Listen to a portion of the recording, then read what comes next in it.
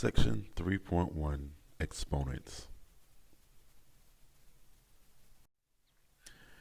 Evaluating exponents. In this section, we will continue working with integer exponents as you have in the past chapters. We'll take a look at some brief examples on the next slide as a quick refresher.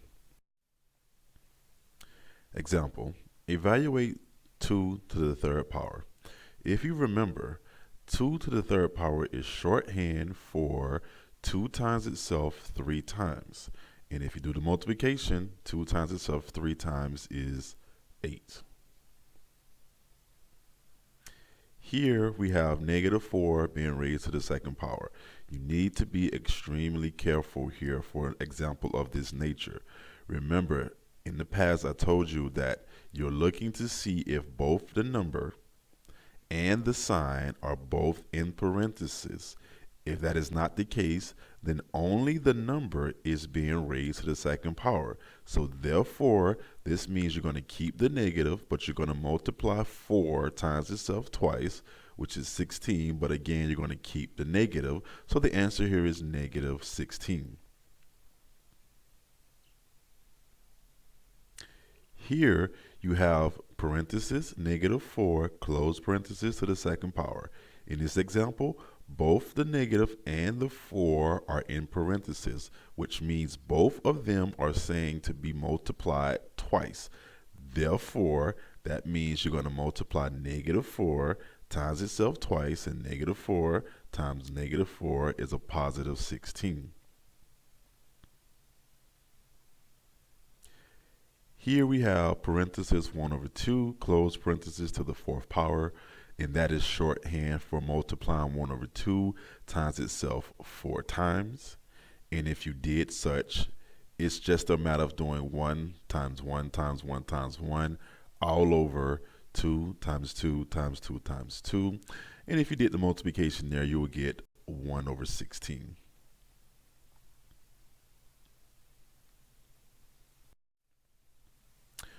Product rule of exponents.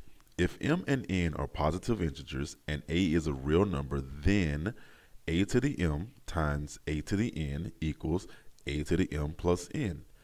Basically, this means we are multiplying variables with the same base, same number, same letter. You add their exponents. Example, 7 to the third power times 7 to the second power. Here, the base is 7. Both of them are the same, so that means you're going to add their exponents. So 7 to the third times 7 to the second becomes 7 to the 3 plus 2, which is 7 to the fifth. Here, you have x to the fourth times x to the ninth, the base here being x, same letter, therefore we add their exponents. So x to the fourth times x to the ninth becomes x to the 4 plus 9, which is x to the 13. Here you have parenthesis -3, close parenthesis to the fifth, times parenthesis -3, close parenthesis to the sixth. Here the base is -3. They're being the same, therefore we have -3 to the fifth times -3 to the sixth becomes -3 to the 5 plus 6, which is basically equal to parenthesis -3, close parenthesis to the 11th power. And here we have parenthesis m to the fourth, n to the 10th, close parenthesis, open parenthesis, m, or m to the first, n to the 8th, close parenthesis. Here I would suggest that you put the m's with the m's and the n's with the n's. It's just better on the eyes when you organize the problem in this manner. So if you did such, you will have m to the fourth times m to the first in one parenthesis, and you will have n to the 10th times n to the 8th in another parenthesis. Same base, same number, same letter, you add their exponents. So m to the fourth times m to the first becomes m to the fifth, and n to the 10th times n to the 8th becomes n to the 18th. So your final answer here is m to the 5th, n to the 18th. Power rule of exponents. If m and n are positive integers and a is a real number, then parenthesis a to the m, close parenthesis, raised to the power of n equals a to the m times n. Basically, this means when you have an exponent raised to a power, when the same base, same number, same letter, you multiply the exponent and the power together. Example, parenthesis 5 to the third, close parenthesis to the sixth power, becomes 5 to the 3 times 6, which is 5 to the 18th. Parenthesis, x to the fourth, close parenthesis to the ninth, becomes x to the 4 times 9, which is x to the 36. Parenthesis, negative 5 to the third, close parenthesis to the ninth, becomes parenthesis, negative 5 to the 3 times 9, which becomes negative 5 to the 27th.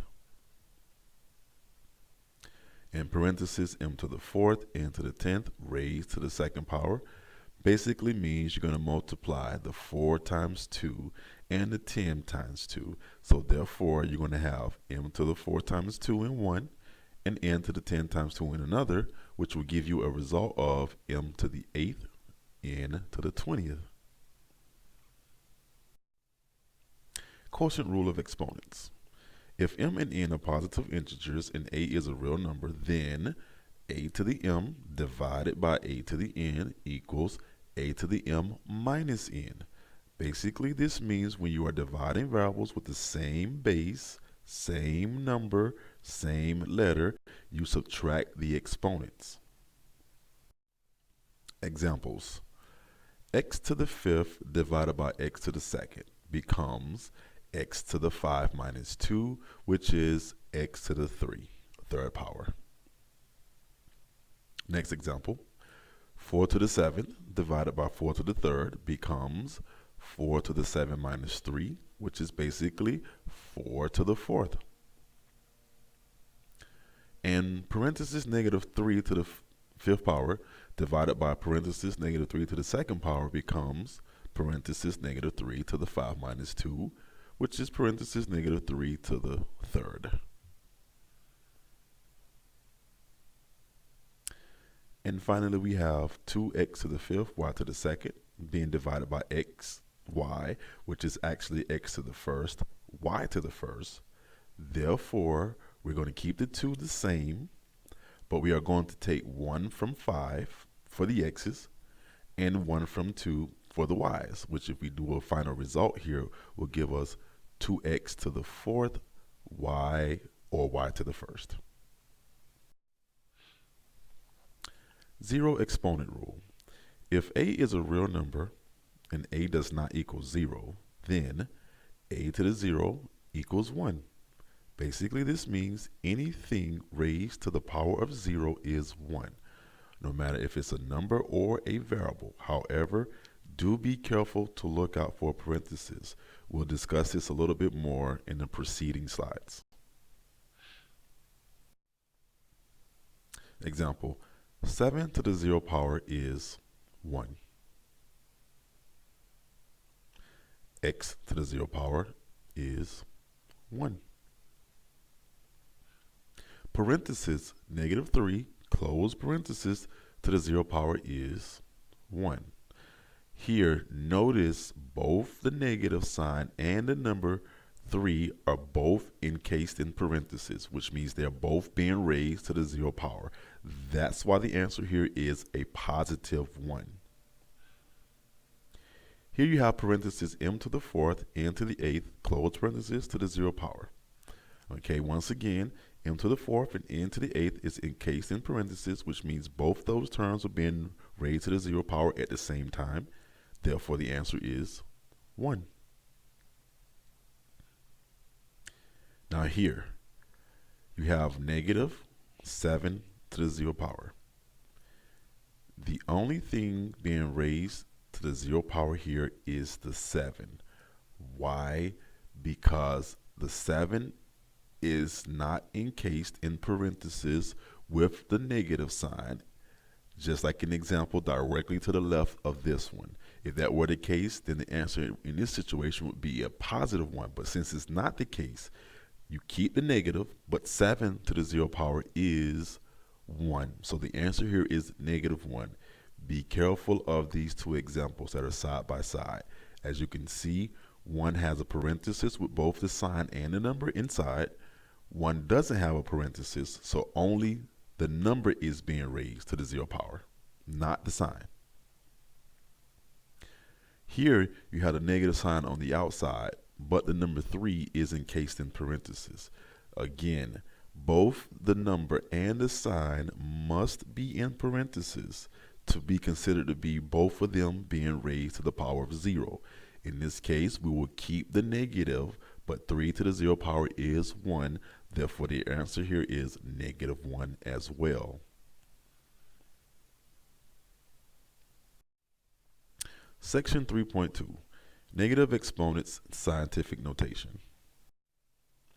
The negative exponent rule says if a is a real number other than 0 and n is an integer, then a to the negative nth power equals 1 over a to the nth, or 1 over a to the negative n equals a to the nth power. Basically, this means in algebra we prefer to write our solutions using positive exponents. So therefore, if an expression has a negative exponent, you create a fraction by basically putting it over 1 if it's negative in the numerator.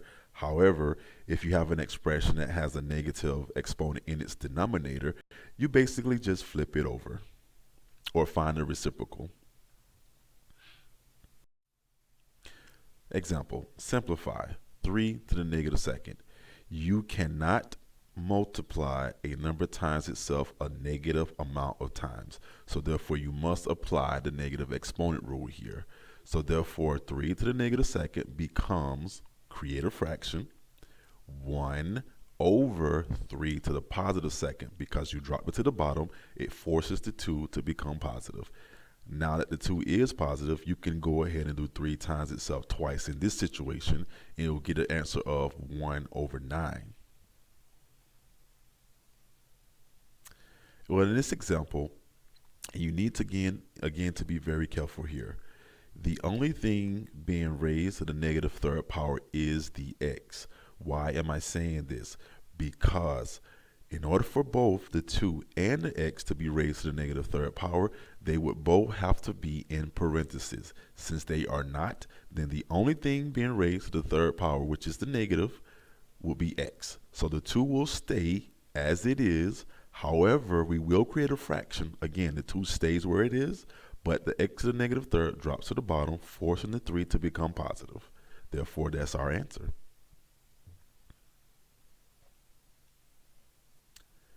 And here we have 2 to the negative first being added to 4 to the negative first. This is impossible. You cannot, again, raise a number to a negative power. So we apply the negative exponent rule here. Okay, so therefore, 2 to the negative first becomes 1 over 2 to the first, plus 4 to the negative first becomes 1 over 4 to the first. Well, 2 to the first power is still 2, and 4 to the first power is still 4. So what we have now is 1/2 being added to 1/4, which goes back to something we covered in the early half of the semester, where you cannot add nor can you subtract fractions with unlike denominators. Here, the least common denominator, or LCD, would be 4. Okay, therefore we need to create 2 new fractions that are equivalent to these fractions that we started with. So therefore we'll go into old fashion. Since the LCD is 4, we will set both fractions individually equal to something over 4. Now, how do you find those numerators? You take the old denominator, in this case 2, divided into the new denominator, which is 4, which goes 2 times. Then you do 2 times 1 will give you 2. You take 4, which is the old denominator, divided into 4, the new denominator, which is 1, and 1 times 1 is, well, 1. Now your 2 new fractions, which is 2/4 and 1/4, have the same denominator. You can add their numerators. So 2/4 plus 1/4 gives you 3/4. Simplify. Y, or y to the first, divided by y to the negative second. Remember, when you divide variables, you subtract their exponents. So therefore, this becomes 1 minus a negative 2, which is considered to be a double negative here. Whenever you have a subtraction sign directly beside a negative sign, it means that they cancel out and become positive. So when you rewrite this, it becomes y to the first plus 2, or 1 plus 2, which is y to the third. And here you have this example, which is p to the negative fourth being divided by q to the negative ninth. Again, when you are dividing variables, you subtract their exponents. However, here you have two variables that are different letters. One is a p, one is a q. So therefore, there will be no subtraction going on of the exponents. All we can do here is make these exponents positive. So what we will do is we'll create a fraction. And since the p to the negative fourth is not the same letter as the q to the negative ninth, then all we can do is drop it to the bottom, which will force it to become positive. And likewise, since the q to the negative ninth is not the same variable as the p, all we can do is bring it to the top to make it become positive. So it just becomes a matter of flipping the entire fraction over. So therefore, we get a result of q to the ninth divided by p to the fourth. Here in our next example, you have x to the negative fifth being divided by x to the seventh power becomes x to the negative 5 minus 7, okay, which basically means you have a negative 5 being combined now with the negative 7, which are the same signs. So you will add and keep the common sign, which is negative 12. However, you cannot leave your final answer with a negative exponent. So what do? We create a fraction. We put it over 1, and we drop the x to the negative 12 to the bottom, forcing it to become positive. So therefore, it becomes x to the 12th. Writing standard form into scientific notation form. A positive number is written in scientific notation if it is written as the product of a number a, where a is between 1 and 10, meaning a can be 1, but it must also be less than 10. It has to be in between, basically. And an integer power of 10, or a times 10 to the 10th power. Writing the following in scientific notation form. Example, 420,000. The very first thing you need to do here is establish where the decimal point is. The decimal point is behind the last zero, the very last zero. So therefore, you need to move the decimal point into a new location where the new decimal number is between 1 and 10. So let's count. 1, 2, 3, 4, 5. So the new decimal number becomes 4.2. Now remember, we counted over 5 times. Therefore, the power of the exponent will be 10 to the 5th. Remember, and this is a very helpful note, okay? When you're already in standard form and you're converting the number into scientific notation, when moving the decimal point from right to left, the exponent will be positive. Please remember that. Next example. This number is 9,060,000,000. The decimal point in this number is behind, once again, the last zero. So let's see how many times we need to count over here to make the new decimal number between 1 and 10. So that's 1, 2, 3, 4, 5, 6, 7, 8, 9. So the new decimal number becomes 9.06 or 9.060, same difference. But remember, we counted over 9 times. Once again, remember, when you're going from standard notation to scientific notation, When moving the decimal from right to left, the exponent will be positive. Next example, 0.00017. Okay, again, we need to move the decimal place over to a point where the new decimal number is between 1 and 10. So let's count. 1, 2, 3, 4. So the new decimal number is 1.7 times. Now the exponent here will be a negative 4. Why? Okay, another note for you here. When you're going from standard form to scientific notation, when moving the decimal from left to right, the exponent will be negative. Next example, the decimal number of 0.000008.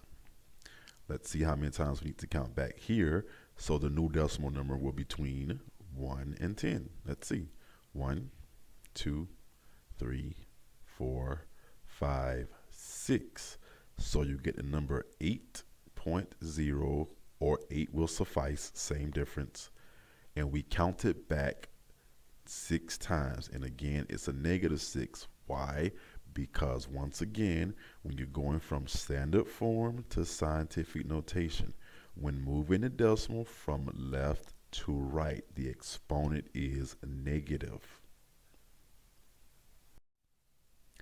Writing scientific notation into standard form. Basically, this means that you will be doing the reverse of what we just learned. See the examples on the next slide. Write the following in standard notation form. Here you have the scientific notation of 3.062 times 10 to the negative fourth. So the first thing you want to do is drop down the decimal number and then take a look at the sign on your exponent. That will tell you in which direction the decimal place will be needed to be moved. So therefore, since it's a negative 4, that means we're going to count to the left 4 times. So let's do that. 1, 2, 3, 4. Your decimal point is now in this location, and I like to add little zeros for the loops because it shows that those are placeholders. So therefore, this is basically the answer, or you can write it out as this. Next example, 5.21 times 10 to the fourth power. Once again, drop the number. Take a look at the sign on your exponent. This is a positive 4. So therefore, the direction I'm going to move the decimal this time will be to the right 4 times. So therefore, 1, 2, 3, 4. Here's where your decimal point is now. Add your zeros where the loops are. So this is basically your answer, or you can write it in this form here. Next example, 9.6 times 10 to the negative fourth. Drop down the decimal number. Take a look at the sign of your exponent, which is negative 4, meaning I'm going to carry the decimal to the left 4 times. So let's do that. 1, 2, 3, 4. Here's where your decimal point is now. Add your zeros where necessary. This is your answer, or you can write it in this form here. 6.002 times 10 to the 6th power. Drop down the decimal number. Take a look at the sign on your exponent, which is a positive 6, which means we want to carry the decimal place to the right 6 times. So that's 1, 2, 3, 4, 5, 6. Here's where your decimal is now. Add your zeros where the loops are where necessary. So this is basically your answer, or you can write it in this form right here. Section 3.3, Introduction to Polynomials. Defining a term and a coefficient. A numerical coefficient, or coefficient by definition, is simply the numerical factor of each term. In plain English, the number that is on the term. Constant term or constant is simply the constant. A constant is basically a number, whether it be a negative or a positive. Here are some examples of a term as well as the coefficient that is on the term. On the x to the fifth term, you may not see it, but you must understand that there is an imaginary 1 there. So therefore, the coefficient of the x to the fifth term is 1. Here, on the next term, you can clearly see that the 3 is the coefficient of the 3x squared term. Therefore, the coefficient is 3. The next term below that, you can clearly see that the coefficient here is a negative 4 of the negative 4x term. So therefore, the coefficient is negative 4. Here, just like in the first example, you don't see it, but you must understand that there is an imaginary 1 there. So therefore, the negative 1 would be the coefficient of the negative x squared y term. And here, 3 is a term. And if the number constant is just all that they give you, then therefore, the coefficient of a constant term is just that number itself. So therefore, the coefficient of 3 is 3. Defining polynomial, monomial, binomial, trinomial, and the word degree. Okay. What is a polynomial? By definition, it's a finite sum of terms of the form ax to the nth power, where a is a real number and n is a whole number. Descending powers means to arrange terms of a polynomial in order from highest to lowest. Now, as we progress in this section here, you're gonna have to understand that polynomials have to be written in descending order, meaning from the highest exponent all the way down to the lowest exponent, all the way down to just a constant. We'll speak about this more in the preceding slides. Here, what is the definition of a monomial? The suffix is mono, meaning a polynomial with exactly one term. Binomial, bi meaning two, so it's a polynomial meaning two terms. Trinomial, and tri meaning three, is a polynomial with exactly three terms. Degree. The term degree refers to the highest exponent that you see on a term within a given polynomial. A polynomial can have multiple terms, but you are looking for the term that has the highest exponent. Whatever the term that is, whatever that number may be, will be the degree of the entire polynomial. Here, take a couple minutes, if you will, and breeze over some examples of monomials, meaning one term, binomial meaning two terms, trinomial meaning three terms, and more than three terms is considered to be polynomial. Although all three of them individually do fit under the heading of a polynomial, but each has its own specific subheading.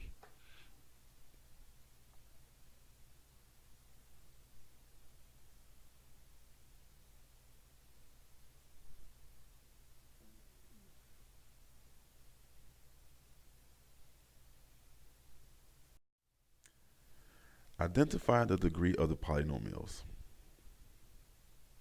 Here, you have a polynomial with three terms, and you can clearly see that the term with the highest exponent, which is the first term, which is the negative 15x to the third term, will be the degree of the polynomial. So the degree of this polynomial is 3. Here, you can see that the term with the highest exponent is the 10x to the second term. Therefore, the degree of this polynomial will be 2. Here, even though the terms are written out of order, you can still clearly see that the term with the highest exponent is the 5x to the fourth term. Therefore, the degree of this particular polynomial, although out of order, it's still the degree equals 4. And here, the degree is going to be the negative 6x to the first term. Remember, if a variable does not already have an exponent as a power, you need to know that there is a 1 there. Therefore, the degree of this polynomial is 1. Evaluating polynomials. In this section, we'll revisit a topic we learned earlier in the semester. This is not new. When evaluating polynomials or any expression for that matter, you are simply asked to replace a given variable with a number that is equal to into that polynomial or expression using substitution. See the examples on the next slide. Evaluate each polynomial when x equals -1. So all you need to do here is, in parentheses, beside the -2, replace that with -1, which becomes multiplication because remember, a number that is directly beside parentheses is an indicator of multiplication. So that becomes -2 times -1, which is 2, and 2 being combined with a positive 10 is 12. Here, same principle. Wherever we set x, we're going to replace it with -1. And we're going to apply the order of operations. The first thing we need to do here is the exponents. So -1 to the second power, which is basically asking you to multiply -1 times itself twice, which -1 times -1 is +1. So your next step should look like this. And once again, when you have a number that is directly beside parentheses, it indicates multiplication. So 6 times 1 is +6. Positive 11 times -1 is a -11.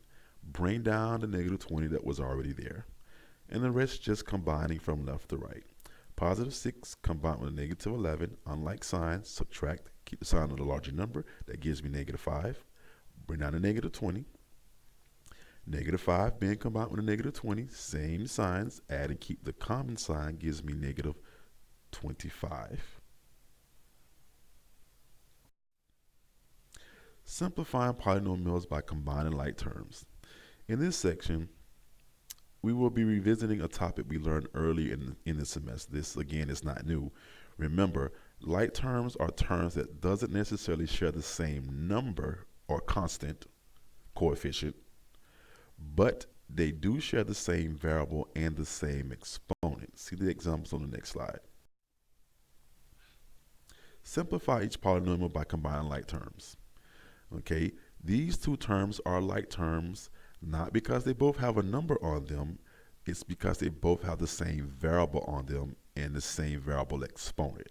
So therefore, -6y combined with +8y, unlike signs, will give me 2y. Here, in this expression, we have a couple like terms. The 14y squared has a like term with the -10y squared, and the +3 is a like term with the -9. So I suggest rewriting the problem first, and then combining like terms later. So +14y squared being combined with the -10y squared, subtract, keep the sign of the larger number, will give you 4y squared. And +3 being combined with the -9, unlike signs again, subtract and keep the sign of the larger number, that will give you -6. So your final answer here is 4y to the second, -6. 7x to the third being combined with x to the third, which again you must understand, if no number is already on a variable, you need to assume that there's a 1 there. So therefore that's actually 7x to the third being combined with 1x to the third. Both of them having the same sign, we just add them together and keep the common sign. So the answer here is 8x to the third.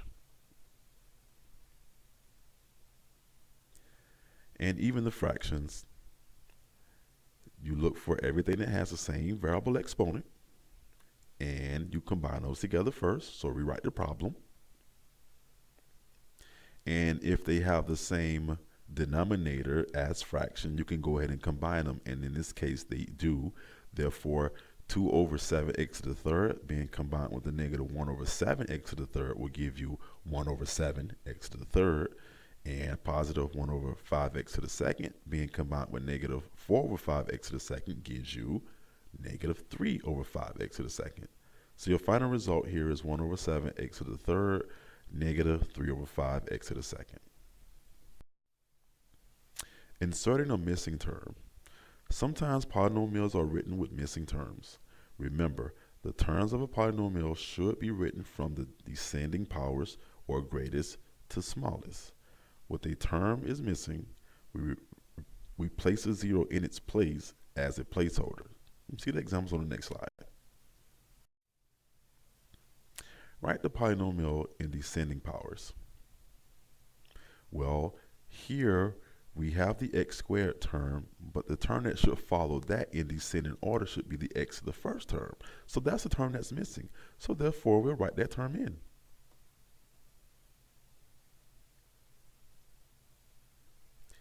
Here, we have the term with the m to the third term.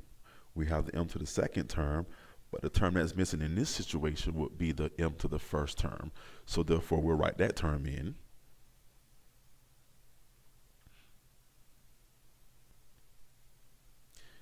Here, this is written out of order. The first term should be a to the fourth, and then the second term should be a to the third. So therefore, the missing terms, no matter should I say, are the a to the second term and the a to the first term. So we will write those in descending powers.